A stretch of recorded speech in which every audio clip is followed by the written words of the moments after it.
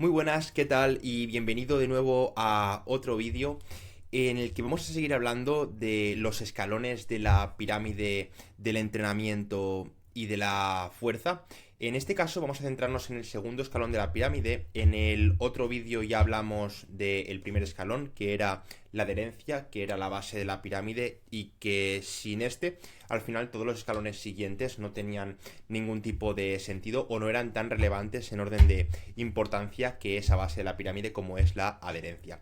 Recapitulando un poco, resumiendo la parte de la adherencia, básicamente ya estuvimos hablando que, bueno, hace falta tener claro qué es algo realista que vas a poder mantener en el tiempo, en el largo plazo, cuando hablamos de entrenamiento. No es preciso que vayas a entrenar 5, 6, 7 días a la semana, si no es algo que vayas a poder mantener en el largo plazo. Entonces, tratar de tener algo realista en tu día a día, que sepas que puedas cumplir, es la base de todo para que puedas tener esa adherencia.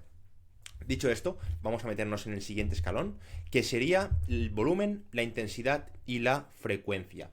Aquí quiero ir siguiendo un poquito el guión que me he preparado para que así no me deje absolutamente nada y que te puedas llevar la máxima claridad de este vídeo, porque considero que es uno de los temas quizás más importantes o de los más importantes a tocar y que muchas personas se tienden a liar o a abrumar muchísimo con tanta información que ven por redes sociales o con muchas cosas que han escuchado de otra gente, otros influencers, otros entrenadores y demás, cuando no es tan difícil de entender, si tienes lo que es como siempre, las cosas claras desde un inicio de la base y de qué es lo que funciona en orden de al final preferencias contigo mismo y también con qué es lo más importante para ti del volumen, la intensidad o la frecuencia, que va por delante de lo siguiente, pero no empezar la casa por el tejado como siempre se tiende a hacer.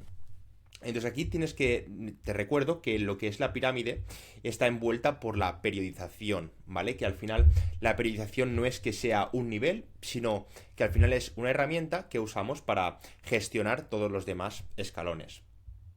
Entonces aquí hay que entender primero el principio de especificidad, ¿vale? Que aquí entraría la intensidad. La base de todo para la ganancia de hipertrofia es esa intensidad que haya en el entrenamiento, ¿vale? Y aquí el concepto clave es la especificidad. ¿Por qué? Porque al final es bastante simple, ¿no? Si quieres ser fuerte, tienes que entrenar pesado, ¿vale? Si quieres ser fuerte a nivel de mover kilos en la barra, tienes que entrenar pesado.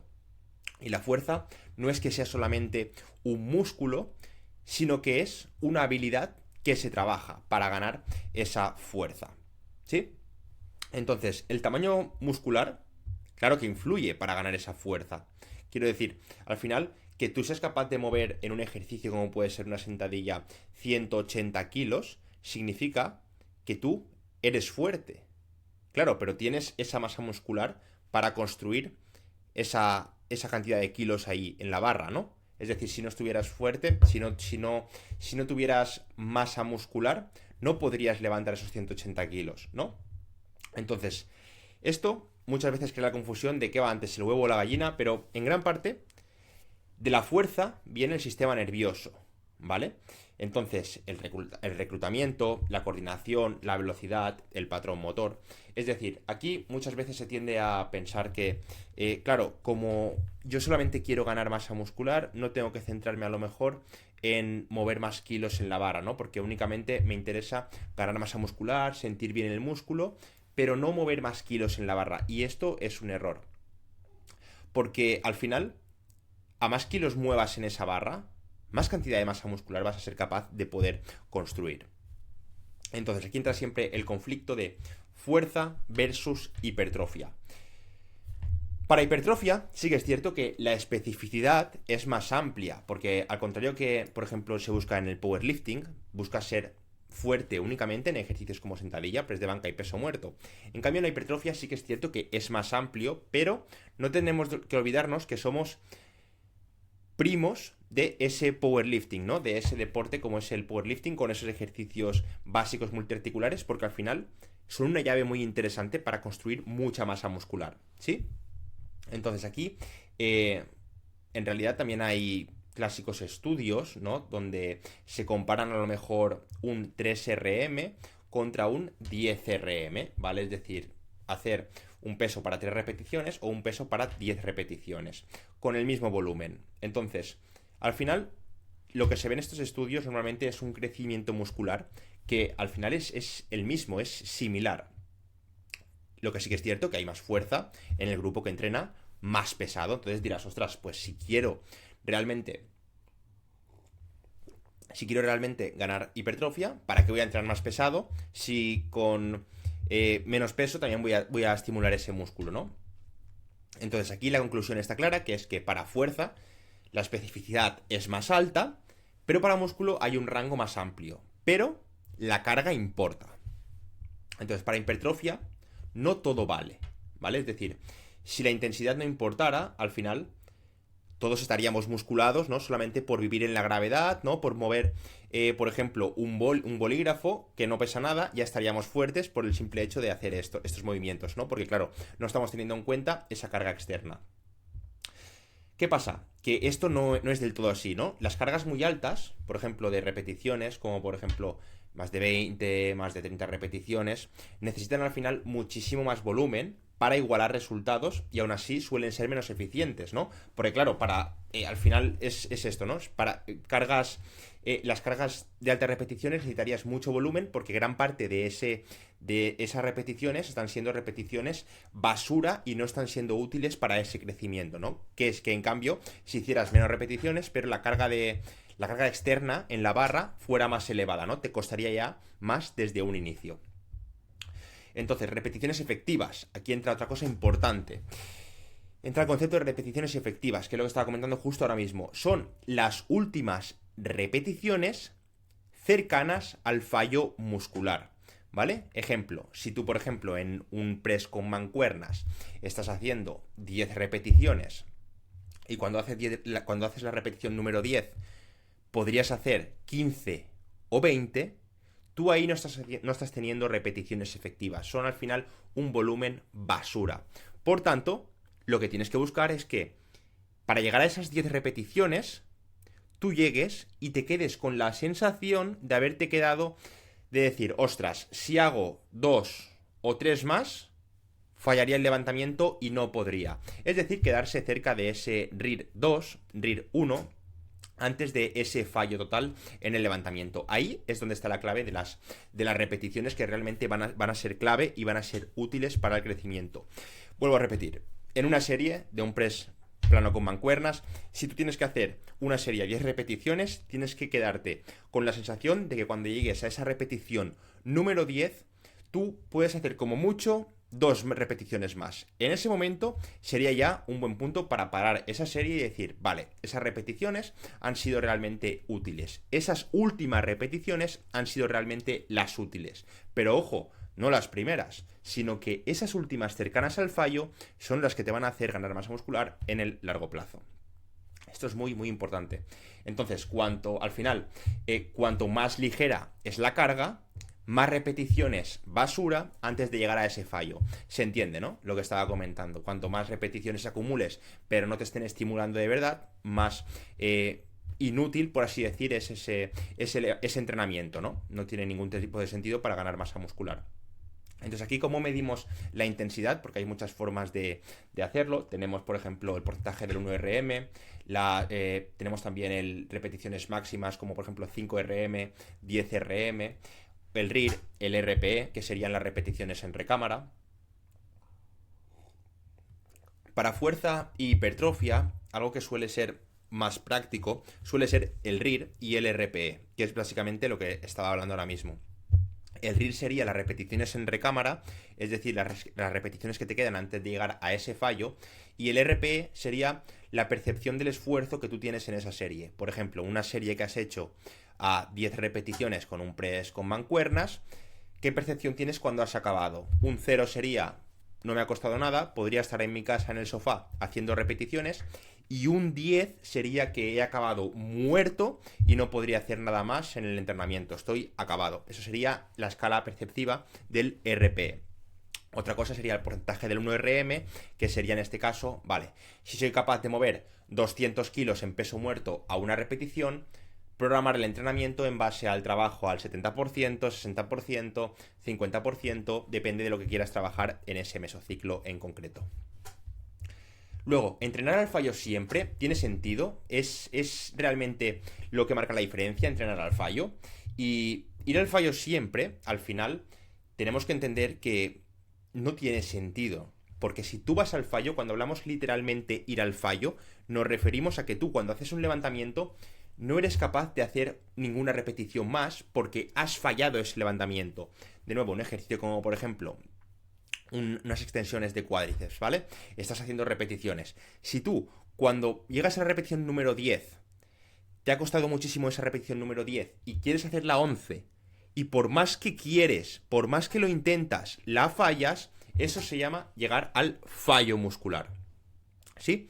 ¿Qué pasa? Que hemos dejado claro que para llegar a ganar músculo necesitas estar cerca de ese fallo, pero no tiene mucho sentido que tú en todos tus entrenamientos, mejor dicho, que en todos tus ejercicios trates de llegar a ese fallo. Ojo, sí que es muy interesante y de hecho es lo que tendrías que hacer en ciertos ejercicios donde el riesgo de fatiga, el riesgo de hacerte daño, de lesionarte, de estancarte, es mucho mejor. Por ejemplo, en una sentadilla libre con barra, no vas a ponerte a entrenar al fallo, porque al fallo sería que cada sesión que vas a entrenar estás haciendo repeticiones hasta que la barra se te cae encima y la dejas en el soporte. Entonces al final, a largo plazo, no tiene sentido porque vas a terminar haciéndote daño, estancándote y no es lo más efectivo para ganar masa muscular. En cambio, un ejercicio como puede ser un leg extension que estábamos comentando, tú sí que puedes llegar al fallo en ese ejercicio porque el riesgo de lesionarte es muchísimo menor. Lo mismo, por ejemplo, para un press banca. Tú estás haciendo un press banca y no necesitas llegar al fallo hasta que se te caiga la barra encima.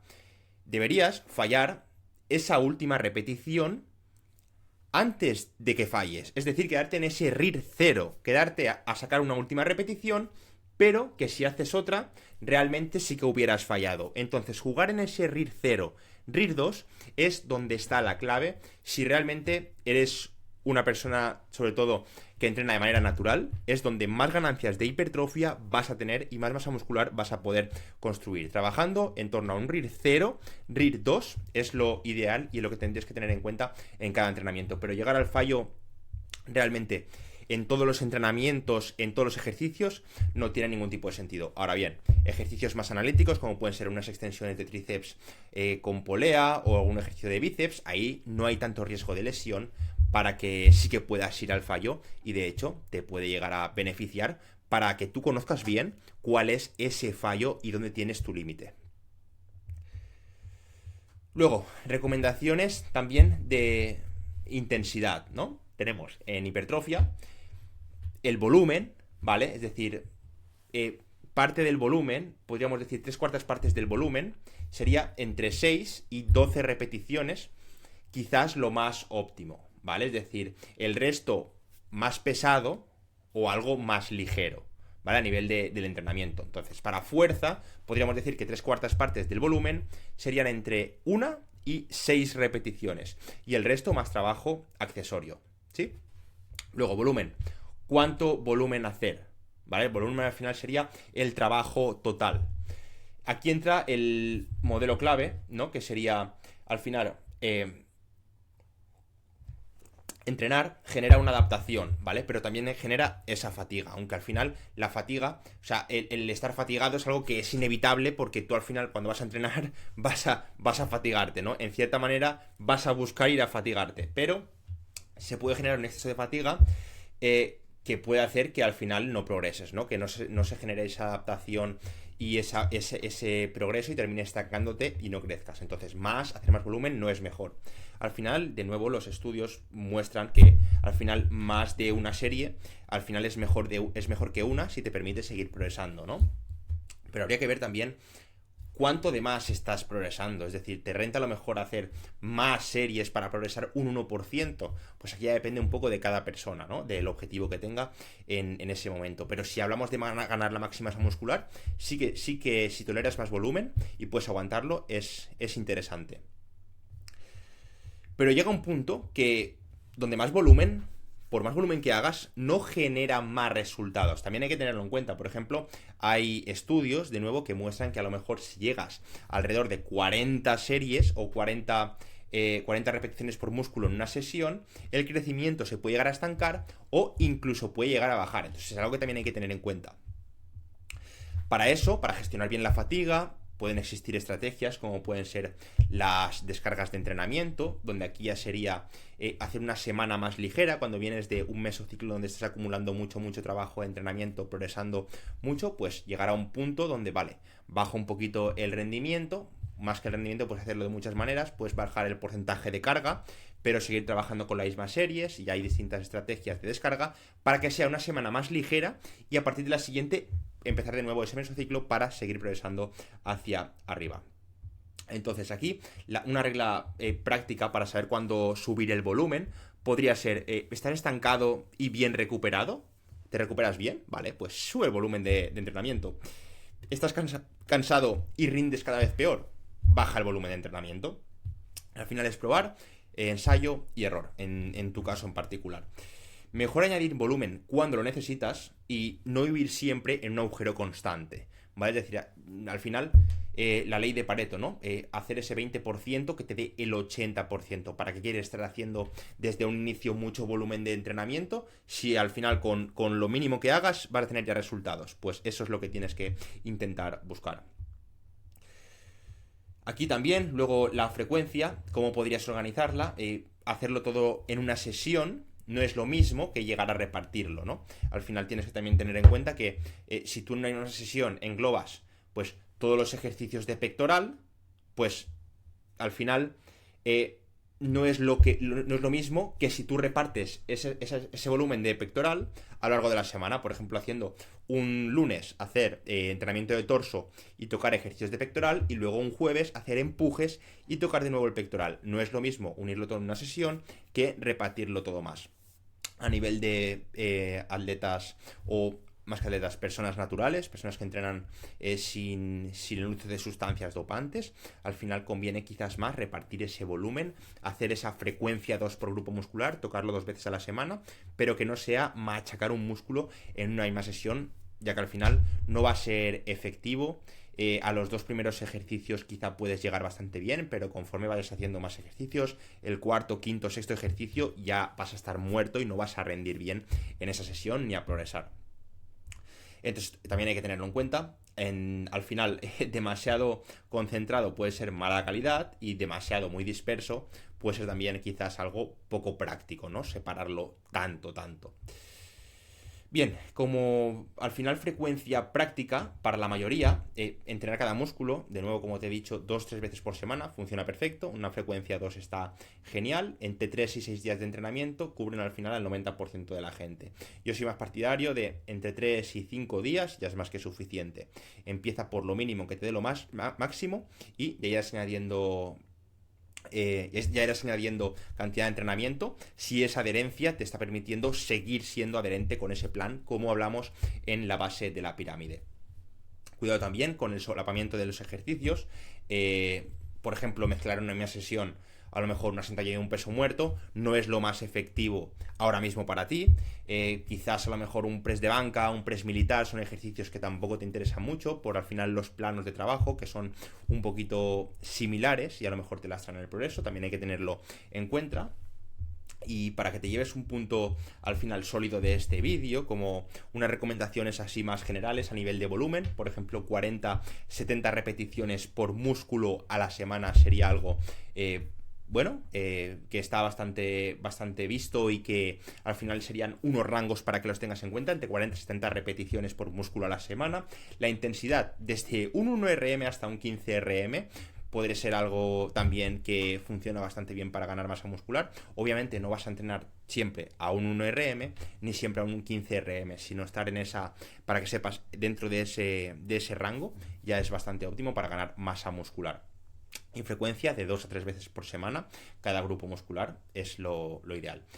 Obviamente para personas principiantes mejor estar en las partes en la parte baja e intermedios más en la parte media y avanzados parte alta. Es decir, que un principiante con 2-3 entrenamientos va genial, un intermedio ya quizás 4 entrenamientos está bastante bien, y un avanzado, si quieres, ya tienes más tiempo y te permite tener esa adherencia, 5 entrenamientos está genial y perfecto para seguir ganando masa muscular.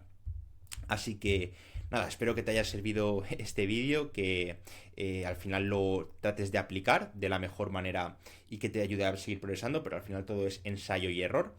Pero bueno, seguiremos en siguientes vídeos trayendo la siguiente escala de la pirámide, que aquí sería ahora la progresión, ¿vale? Hablaremos en el siguiente vídeo. Pero por ahora esto es todo. Tienes ya la parte de la adherencia, la parte del volumen, intensidad y frecuencia, y ya tienes más o menos una idea de cómo poder organizar tus entrenamientos para ganar la máxima masa muscular. Así que nada, también recordarte que si ahora mismo quieres conseguir un físico más fuerte, más estético, verte de verdad con tu máximo potencial físico natural, simplemente me puedes escribir a través de Instagram, lo dejaré por aquí abajo, charlamos un poco, vemos tu situación y vemos si te puedo echar una mano. Si te sirve este tipo de vídeos, suscríbete al canal y nos vemos en el siguiente.